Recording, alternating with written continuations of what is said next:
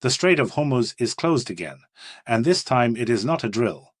Oil climbed more than 4% overnight, touching $89 per barrel for American crude and $95 for Brent. The S&P 500 dropped 3%. The Nasdaq lost 0.5%. A tanker was seized in the strait, and Trump made it official. The ceasefire with Iran will not be extended, not a pause, not a negotiation window. Done.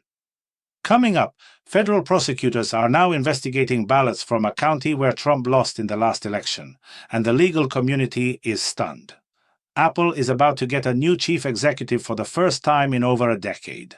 An artificial intelligence model built by Anthropic was deemed too dangerous to release, and the names of the companies briefed in secret will surprise you. And in Australia, a housing market built over decades is coming apart, and you can trace it directly to the Persian Gulf. Stay until the end, because the Australia story tells you exactly how far this crisis can reach. But first, what just happened in the Strait? For a brief moment, it looked like there might be a path forward. Iran had signaled it was ready to reopen the Strait of Hormuz. Ships began moving again. Markets exhaled, and then, within hours, Iran reversed course. The strait was closed once more. The explanation from Tehran was almost too clinical. Both sides were supposed to lift restrictions at the same time, and since that had not happened, they were not going anywhere. A tanker was boarded and seized, and any remaining illusion of a quiet resolution vanished. You know what the most interesting part of this is? More than 1/5 of the world's entire oil supply passes through that narrow strip of water. 1/5. Not some abstract number in a textbook, but a real physical choke point that every refinery, airline, and grocery store supply chain runs through.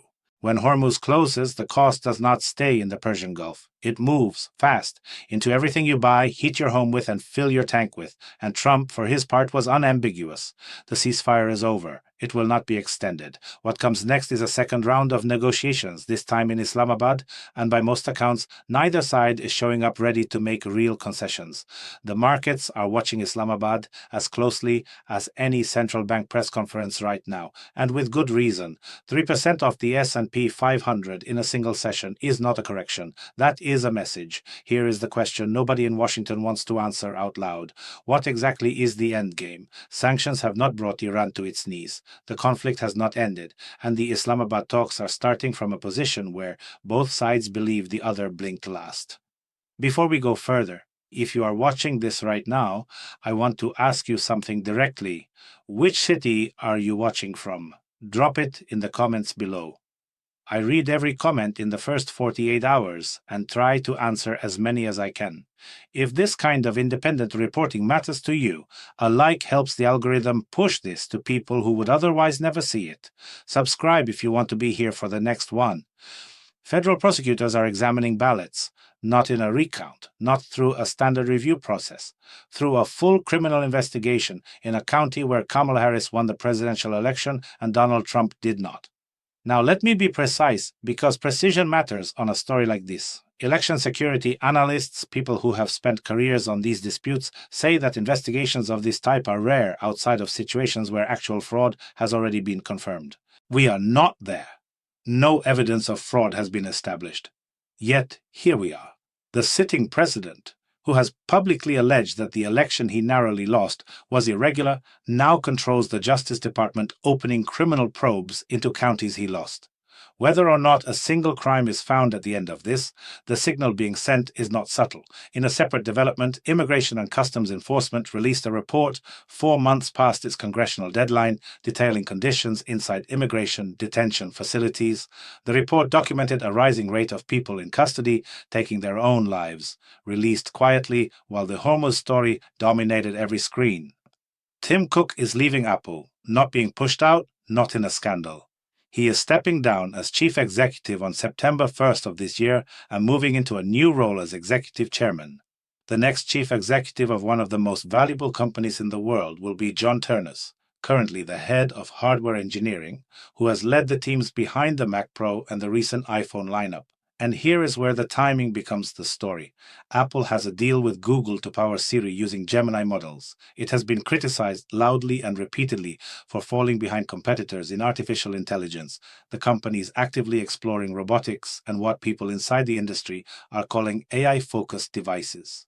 Ternus steps into the top job at the exact moment Apple has to either lead the next era of computing or get left behind by it. His first public test, almost certainly, will be an iPhone launch. Apple traditionally announces new iPhones in early September, which means Ternus will walk onto a stage within days of becoming chief executive and introduce the company's first foldable iPhone to the world. That is one way to make an entrance, but wait. That is not all. Under Cook, Apple's market value grew from roughly $100 billion to several trillion. The services business, which barely existed when he took over, is now the company's second largest segment. Investors responded positively. The real question is whether Ternus can hold that trajectory while fighting an AI battle that Apple has been losing quietly for over a year. Anthropic built a model called Mythos and then decided it was too dangerous to release. That is not a marketing line. That is the company's actual position. Mythos was designed for defensive cybersecurity, to find and patch software vulnerabilities before bad actors could exploit them. The problem is that it got very good at its job. Researchers concluded that Mythos can identify and exploit serious vulnerabilities at a level that, in some cases, exceeds what a human cybersecurity expert could do. At that point, a tool built for defense becomes something else entirely. Anthropic placed Mythos inside a restricted initiative called Project Glasswing, and the list of organizations briefed is extraordinary. Amazon Web Services, Apple, Cisco, CrowdStrike, Google, JP Morgan Chase, Microsoft, Nvidia, and more than 40 additional companies. Analysts are specifically warning that if a similar capability were acquired by the wrong actors, power grids, water systems, and banking infrastructure could all be targeted at the same time. JP Morgan Chase flagged the financial services risk by name. Let that sink in. One of the largest banks in the world is sitting in a classified briefing about an AI model that was deemed too risky to publish, and Anthropic's chief executive suggested recently that we may be approaching a moment where artificial intelligence surpasses human capability in most domains. Mythos, it seems, may already be there in at least one. And now the story I promised you at the start. Australia, Sydney, and Melbourne are losing home values. Consumer sentiment hit its lowest recorded point since tracking began in the early 1970s. 2 interest rate hikes have compounded the pressure. And the cause, analysts at ANZ Bank are now making explicit, runs directly through the war in the Persian Gulf. Here is how it works. The Iran conflict pushes global energy prices higher. Higher energy raises the cost of cement, steel, transport, and every input that goes into building a house. Construction costs rise. Developers pull back. Supply tightens at exactly the moment buyers are already stretched by higher rates.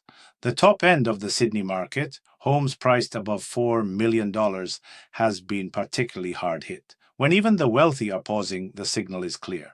The median home price on the Gold Coast of Queensland has roughly doubled in the past 5 years. And now, with a potential capital gains tax change expected in the upcoming budget, investor activity is expected to drop further.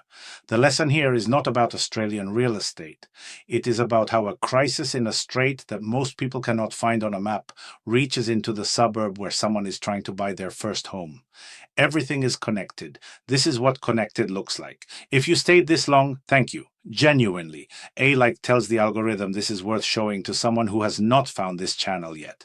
Subscribe, because tomorrow I am planning to follow up specifically on the Islamabad talks and what the next 48 hours could mean for the markets. If there is one person in your life who would want to know what is really happening with Hormuz right now, share this with them. If you want to go further, a super thanks goes directly into research time, source verification, and keeping this channel free of any advertiser influence. A sponsorship means this reporting stays independent of any political or financial interest. Independent content means hours reading official documents, tracking facts across multiple sources, finding the things nobody else has the time or courage to publish. Tell me in the comments which of these stories hit you hardest today and where in the world you are watching from. See you tomorrow.